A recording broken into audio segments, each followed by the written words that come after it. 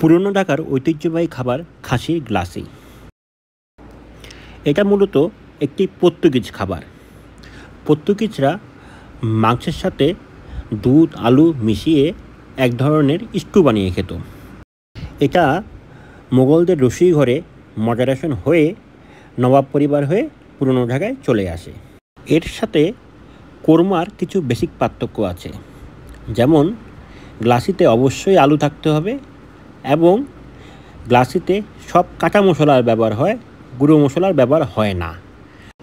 এর কারণটা হলো গ্লাসি হতে হবে সাদা এবং স্বচ্ছ গ্লাসের মতন। পুরনো ঢাকার আমার এক বন্ধুর মাঠ থেকে আমি এই অথেন্টিক রেসিপিটি সংগ্রহ করেছি এবং আপনাদের জন্য নিয়ে এসেছি। চলুন আমরা গ্লাসির প্রস্তুত প্রণালী একদম শেষ পর্যন্ত দেখে নিই।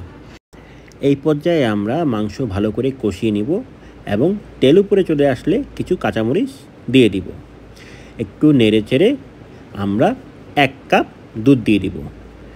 এই যে দুধ আমরা দিয়ে দিচ্ছি। এরপর পরিমাণ মতো পানি দিয়ে সিদ্ধ না হওয়া পর্যন্ত ঢেকে দিতে হবে। আপনারা চাইলে এটা প্রেসার কুকারেও করতে পারেন, তাহলে মাংস তাড়াতাড়ি সিদ্ধ হয়ে যাবে। মাংস যখন সিদ্ধ হয়ে আসবে তখন আমরা ভাজা আলু দিয়ে দিব। ভাজা আলু দেওয়ার কারণ হচ্ছে অতিরিক্ত স্টার্চ বের হয়ে ঝোলকে যেন ঘন করে না ফেলে। আমরা ঝোল পাতলা চাই।